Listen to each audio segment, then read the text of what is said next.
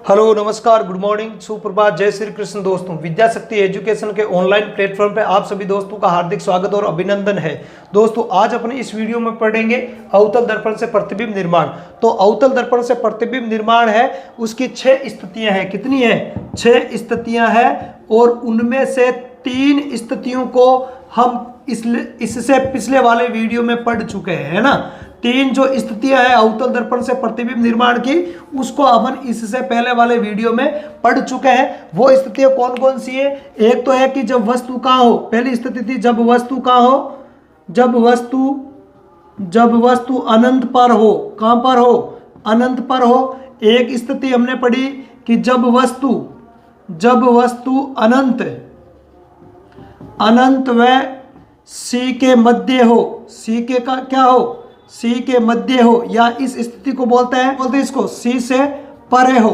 ठीक है, परे का मतलब पीछे हो। और एक स्थिति हमने देखी थी जब वस्तु कहाँ हो, जब वस्तु सी पर हो। सी पर हो मतलब वक्रता केंद्र पर हो। तो ये 3 स्थितियों के बारे में इससे पहले वाले वीडियो में हम पढ़ चुके हैं। यदि वो वीडियो आपने नहीं देखा है तो प्लेलिस्ट में जाना है। ठीक है, भौतिक विज्ञान की प्लेलिस्ट है, फिजिक्स की प्लेलिस्ट है, उस प्लेलिस्ट में वो वीडियो आपको मिल जाएगा। और चैनल पर नए हो तो सबसे पहले आप चैनल को सब्सक्राइब करो, लाइक करो और अपने दोस्तों में इसको शेयर करो। ठीक है, और बेल आइकन को जरूर प्रेस करना है ताकि जैसे ही कोई मैं वीडियो अपलोड करूं उसका नोटिफिकेशन आपको हाथों हाथ मिल जाए। आज अपन इन 3 स्थितियों के अलावा, ठीक है, चौथी, 5वीं और 6ठी जो शेष बची हुई 3 स्थितियां हैं उनकी अपन चर्चा करेंगे। ठीक है, शेष 3 स्थितियां और बची हुई है। चौथी स्थिति हो जाएगी जब वस्तु कहां पर हो, जब वस्तु सी व एफ के मध्य हो।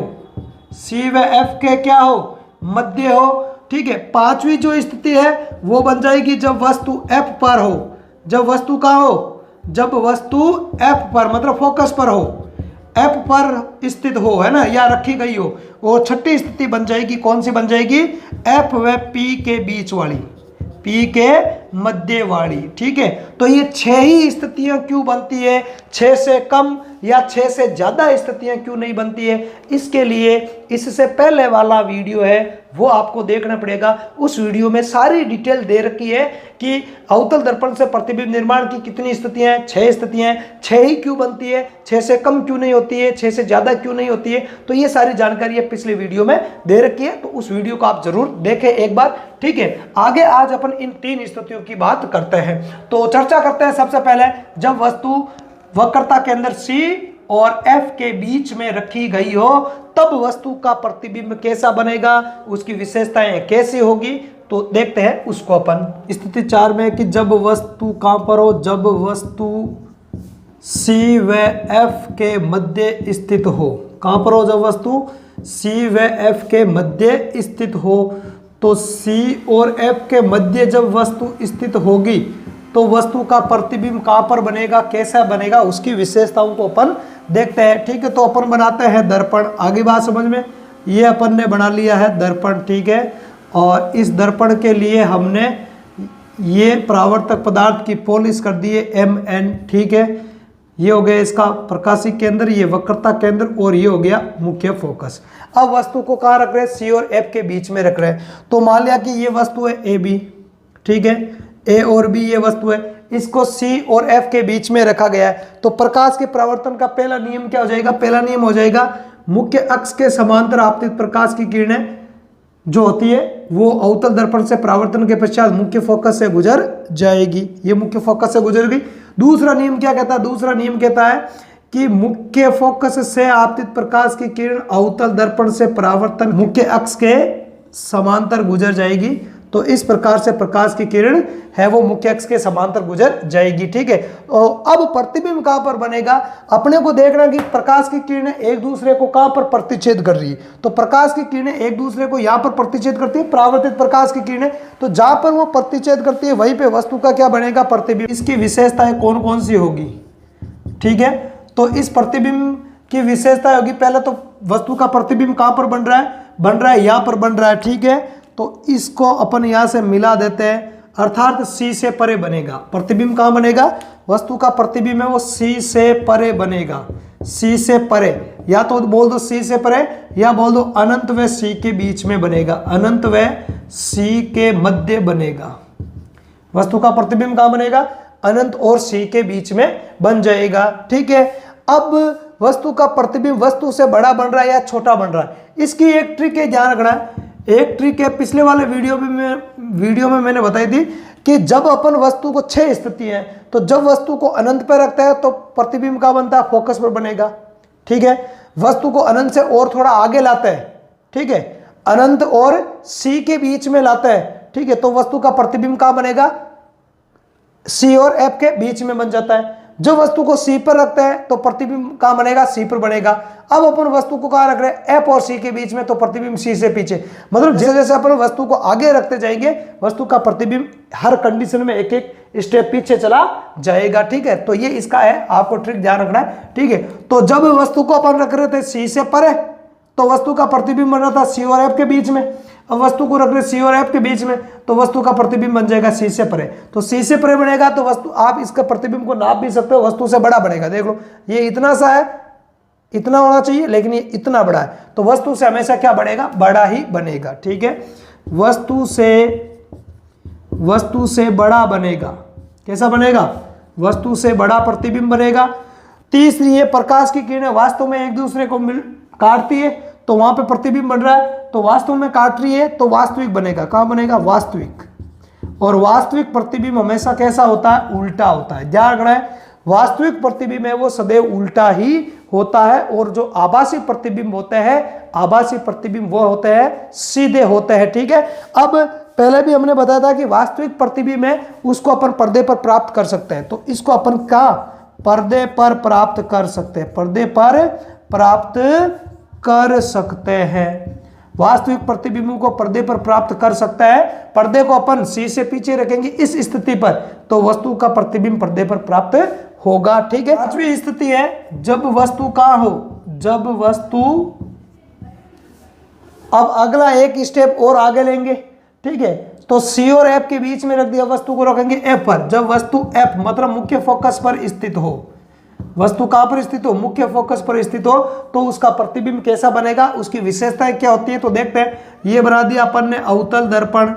ठीक है, अवतल दर्पण के परावर्तक पृष्ठ का व्यास क्या कहलाता है? द्वारक कहलाता है। ठीक है, वह इसका जिस गोले को कटा हुआ भाग मानते हैं उसका केंद्र वक्रता केंद्र, प्रकाश की किरणें जिस बिंदु पर मिलती है परावर्तन के पश्चात उसको फोकस, और परावर्तक पृष्ठ का जो केंद्र बिंदु उसको बोलते हैं अपन द्वारक। ठीक है, तो ये हो गया मुख्य फोकस, सॉरी मुख्य अक्ष। अब वस्तु को अपन कहां रख रहे हैं? वस्तु को रख रहे हैं अपन एफ पर रख रहे हैं। चलो रख दो, कोई वस्तु है उसको अपन एफ पर रख देते हैं। ये एफ पर वस्तु को रखा है, ए और बी वस्तु है।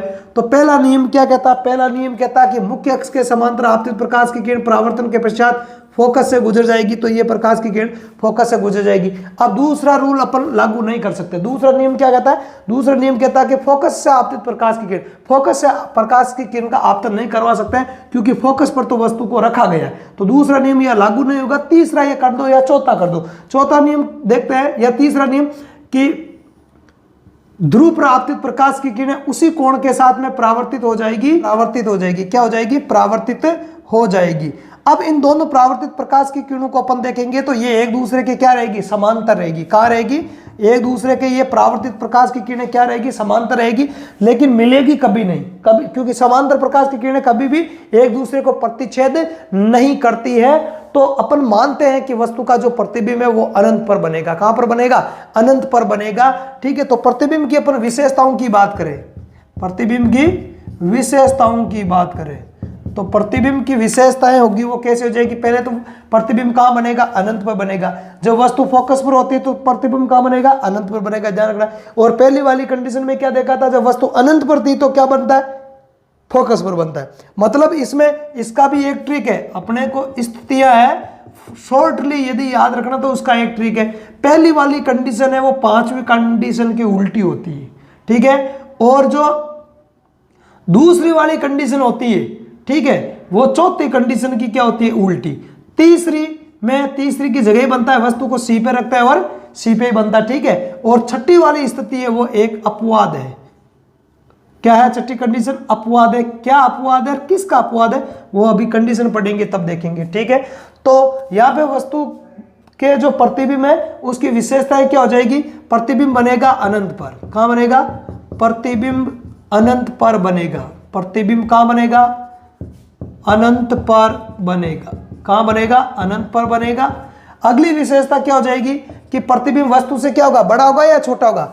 भाई मान लिया अनंत पे जा रही है, मुख्य अक्ष से आप लाइन खींचोगे कि प्रतिबिंब कितना बड़ा बनेगा, तो इधर इतना बड़ा, बहुत बड़ा बनेगा, ठीक है।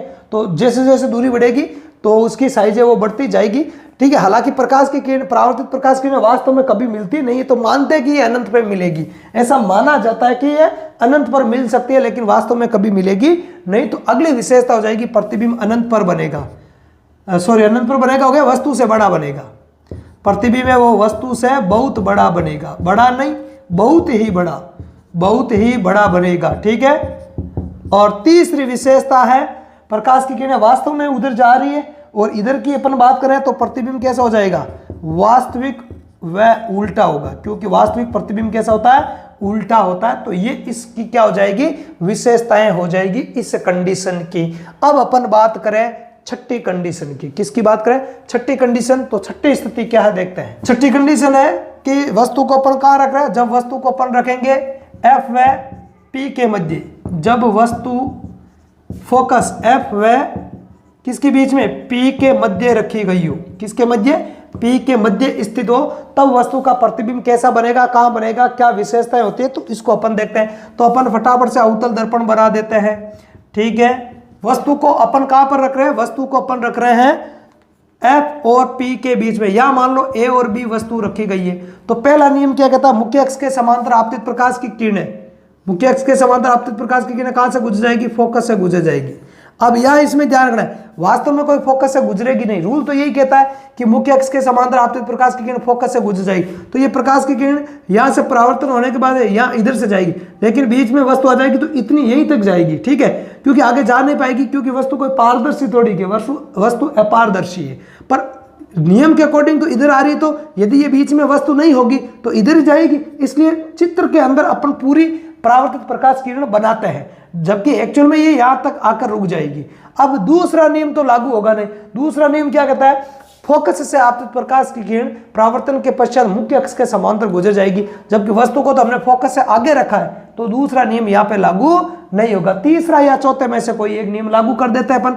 तीसरा नियम लागू करता है ध्रुव पे आपतित प्रकाश की किरण उसी कोण के साथ में परावर्तित हो जाएगी जितना कोण आपतित प्रकाश किरण और इस मुख्य अक्ष के बीच में बन रहा है, ठीक है।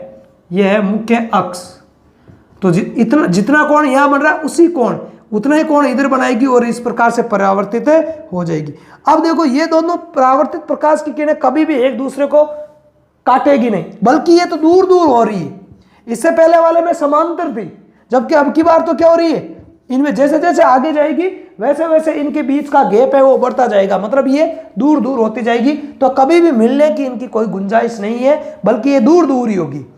अब यदि इनको पीछे काल्पनिक तौर पर मिलाए, इनको अपन पीछे काल्पनिक तौर पर मिलाए, तो ये हमें पीछे एक बिंदु से आती हुई प्रतीत होती है। जहां पर ये एक दूसरे को प्रतिच्छेद करेगी वहीं पे वस्तु का क्या बन जाएगा? प्रतिबिंब। तो वस्तु का प्रतिबिंब पीछे बनेगा, क्योंकि प्रकाश की किरणें वास्तव में नहीं मिल रही है, बल्कि इनको इधर से देखते हैं तो ये एक बिंदु से आती हुई प्रतीत होती है। जिस बिंदु पर ये मिलती हुई प्रतीत होती है, या जिस बिंदु से ये आती हुई प्रतीत होती है यहां से देखने पर, उसी बिंदु पर वस्तु का प्रतिबिंब बनेगा। तो यहाँ पे एक दूसरे को प्रतिच्छेद कर रही, इसको मुख्य अक्ष से मिले हैं, तो वस्तु का प्रतिबिंब इतना बड़ा बनेगा। तो देखो कहां बन रहा प्रतिबिंब, पहले स्थिति बताओ। दर्पण के पीछे। अब दर्पण के पीछे कोई स्थिति नहीं है कि P F है C है, सॉरी F है C है, वो इधर रह गए। तो इधर के ऐसा नहीं कहेगी कि भाई C और F के बीच में बनेगा, किधर, इधर कोई नाम नहीं है, इसलिए दर्पण का पीछे वाला पार्ट है। तो बोल देंगे अपन वस्तु का प्रतिबिंब है वो दर्पण के पीछे बनेगा। प्रतिबिंब कहां बनेगा? प्रतिबिंब है, प्रतिबिंब दर्पण के पीछे बनेगा। दर्पण के कहां बनेगा? पीछे बनेगा। पहली विशेषता ये होगी। अब बताओ वस्तु से बड़ा है या छोटा दिख रहा है डायग्राम के अंदर? विशेषताएं अपने को कभी रटनी नहीं है, जो डायग्राम के अंदर दे रखा है, जो चित्र में जैसा अपने को दिखाई दे रहा है उसके अकॉर्डिंग अपने को विशेषताएं लिखनी है। दूसरी, वस्तु से कैसा बनेगा? बड़ा बनेगा। वस्तु से प्रतिबिंब कैसा बनेगा? बड़ा बनेगा।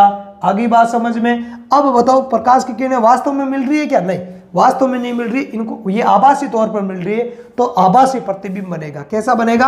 आभासी। आभास होता है, आभासी का मतलब हम प्रकाश की किरणें तो इधर निकल गई, जब अपन इन प्रकाश की किरणों को इधर से देखेंगे तो अपने को आभास होगा, महसूस होगा कि ये प्रकाश की किरणें इस बिंदु से आ रही है, तो इसलिए प्रतिबिंब कैसा हो जाएगा? प्रतिबिंब होता है आभासी, और आभासी प्रतिबिंब हमेशा कैसा होता है? सीधा होता है। ट्रिक याद रख लो, या डायग्राम में देख लो, ये देख लो, ये आपके सामने आभासी बना हुआ है और ये सीधा। सीधा का मतलब मुख्य अक्ष के ऊपर वस्तु को रखा गया है और प्रतिबिंब भी मुख्य अक्ष के ऊपर ही बन रहा है, मतलब ये ए डैश हो जाएगा और ये बी डैश। बी ऊपर है तो बी ऊपर ही है, ठीक है। यदि बी घूमकर नीचे आ जाता तो उल्टा हो जाता, लेकिन बी ऊपर है तो बी ऊपर ही है, मतलब मुख्य अक्ष के ऊपर ही रखा गया है और वस्तु का प्रतिबिंब भी मुख्य अक्ष के ऊपर ही बन रहा है, तो प्रतिबिंब है वो सीधा ही होगा, और सीधा है, वास्तविक नहीं है, ठीक है। तो सीधे प्रतिबिंब हमेशा क्या होता है? आभासी होते हैं। ये ट्रिक है वो अपने को लेंस में भी काम आएगी और दर्पण में भी काम आएगी। ध्यान रखना, आभासी प्रतिबिंब हमेशा कैसा होता है? सीधा होता है, और इसको कभी भी पर्दे पर प्राप्त नहीं कर सकते हैं। और वास्तविक प्रतिबिंब कैसे होता है? उल्टे होते हैं, और इनको पर्दे पर प्राप्त किया जा सकता है। तो ये दो ट्रिक तो आप याद रख के ही चलो, लेंस और दर्पण दोनों में काम में आती है, ठीक है। और ये जब विशेषताएं प्रश्न के तौर पर पूछी जाती है तो बहुत ज्यादा कंफ्यूज करती है, क्योंकि फिर या तो पूरा डायग्राम बनाना पड़ता है रफली, ठीक है, फिर चेक करते फिर उसमें 4-5 मिनट का समय लग जाता है, तो कुछ विशेषताओं का अपने को ट्रिक याद रहता है तो अपन जल्दी से उसको पकड़ लेते हैं कि सही आंसर क्या होगा, ठीक है। तो ये आपको ध्यान रखना है, ठीक है।